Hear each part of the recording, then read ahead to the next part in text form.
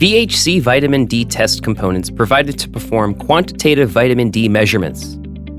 VHC reader, 3-button cells, adapter, VHC vitamin D test cassettes, unisampler, sample buffer, and lot-specific RFID card. You also need safety lancet, disinfectant, swabs, and if you decide to perform time measurements by your own, a timer. For the first start of the VHC reader, please place the 3-button cells provided into the meter.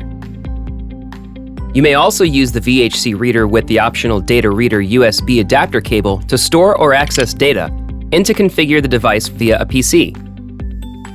Also, the data reader cable allows you to ensure permanent power supply via USB, limiting the frequency of battery replacements. This is quite useful if you use the built-in timer of the VHC reader frequently. After any battery replacement, the internal date setting must be checked. To check and set the internal date and time, press the button of the VHC reader twice in rapid succession right after the device has passed its self-test and the display shows on. The display will switch and show the currently stored date in the sequence year, month, day, hour, and minute. Accurate date setting is important in order to control whether the test cassette has reached its expiration date. Press the control button long to change the current date settings. At first, you have to set the year. Press the button shortly to increase the number of the year by 1. To confirm the new setting of the year, press the button long. Now you may change the month and day settings by following the same principle. Press the button short to change +1, press long to confirm.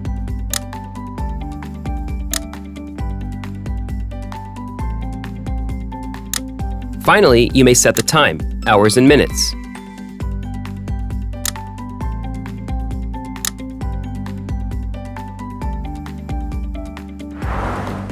In case the reader display shows the battery warning icon, change the batteries before starting the next measurement. Or supply the VHC reader with power via the data reader USB connector cable. If you frequently run the VHC reader in timer mode, it might happen that you don't notice the battery warning symbol is showing up during countdown, because you come back only after the countdown is finished to read the quantification results. Thus, in case you frequently use the timer mode, it is recommended to ensure permanent power supply via the data reader cable. After setting the date, you are now ready to run a first test. Make sure the subject's hands are thoroughly cleaned and dried thereafter. Now remove a test cassette from the sealed bag and place it on a stable surface. Next, prepare one unisampler device for sampling. Open the sample buffer bottle and check that its outlet is bladder-free. Place exactly 5 full drops of sample buffer into the collection tube of the unisampler. Clean the previously warmed finger of the test person with a disinfectant. Note the action time recommended. For optimal blood flow in the finger, your subject should stand up with its hand hanging down. Place a safety lancet at the side of the fingertip and perform the finger prick. Wait for a first small blood drop to form. Remove the first drop using a swab to prevent early wound closure. Wait until the second blood drop has achieved a size of about 2 to 3 millimeters to ensure the capillary of the blood collector can be filled in one go. If necessary, press the finger lightly to promote blood flow. Make sure not to squeeze or milk the finger, as this might cause dilution of vitamin D in the sample by leaking tissue fluid. Touch the blood drop slightly oblique with the capillary of the blood collector so that it fills in one go. Check for full and bubble-free filling of the capillary in order to ensure the sample volume is exactly correct. Now insert the blood collector with the end-to-end filled capillary onto the prepared collection tube. Make sure the unisampler is closed tightly. To deplete the sample from the capillary, you must perform energetic semicircle movements and thus generate a centrifugal force pushing the sample directly into the sample buffer. Then mix well.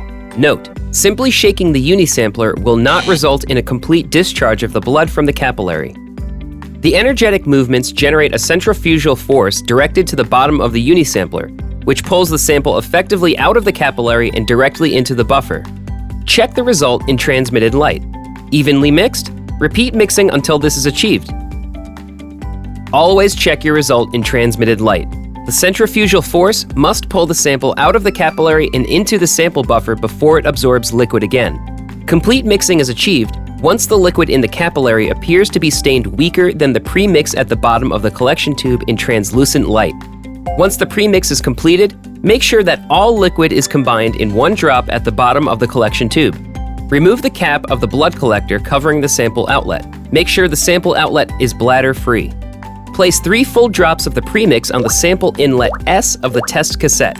Make sure there is sufficient distance to the surface in order to avoid the drop tears off prematurely.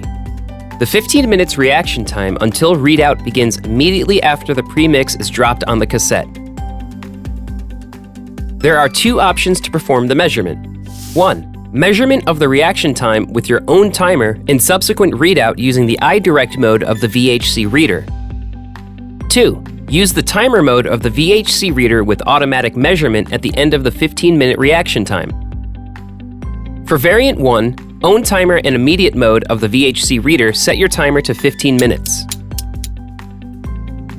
For variant 2, timer mode of the VHC reader, place the adapter over the test cassette. Control for correct alignment according to the pictograms. Place the VHC reader in the right direction on top of the adapter. Turn it on by pressing the button shortly. After a self-test, the VHC reader shows on. Timer mode can now be activated by pressing the button long until the display switches and shows RFID. Verify the lot numbers of the test packaging and the RFID card are the same. Place the RFID card on top of the VHC reader. A beep tone confirms the data transfer is completed. The display will show test. Press the button again. The 15-minute countdown is shown on the display. At the end of the countdown, the display shows run and the measurement is performed automatically. In variant 1, measurement with your own timer and VHC reader in direct mode, perform these steps exactly after 15 minutes. Place adapter on the test cassette. Place VHC reader on top of the adapter. Check for correct orientation. Turn on the VHC reader by briefly pressing the button. After the self-test, the device shows on. To start measurement, press the button shortly, maximum 1 second. The device shows RFID. Make sure the lot numbers of RFID card and test cassette are matching. Place the RFID card on top of the VHC reader. A beep tone confirms the data transfer was successful. The display shows test. Press the button again shortly. Instead of a countdown, the reader shows run and performs the quantification. In both variants, the quantification results appear on the display. A relative vitamin D level, level 1 to 6, is displayed. See evaluation table on page 1 of the instructions for use. Quantitative results are shown in nanogram per milliliter and in nanomole per liter. Results can be saved by a long press of the button. The VHC reader turns off after 50 seconds. In timer mode, results are saved automatically. If you turn the device on again, the last saved measurement results will show up in the display. Do you have any further questions? Please do not hesitate to contact us. For further documentation, support material, or FAQs, consult www.vitality-health-check.com/service.